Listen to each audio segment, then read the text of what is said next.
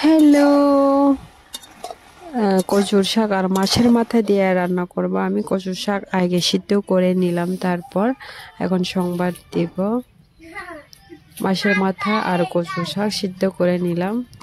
এটা মশলা বাটা, আমি পেঁয়াজ কুটাটা কম করে দেব। তারপরে মশলা বাটা, আদা রসুন পেঁয়াজ বাটা করে নিলাম। তারপর লঙ্কা মরিচ লঙ্কাটা গোটা বাটা করে নিলাম।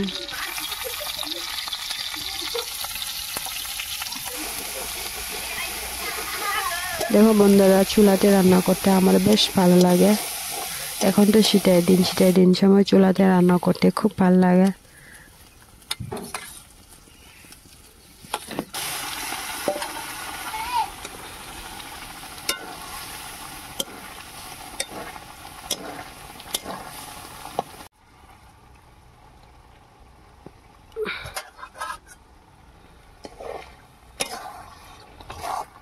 चलो हिजड़ी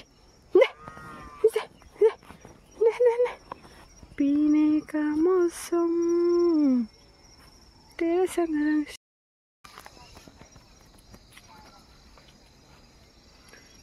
गाइस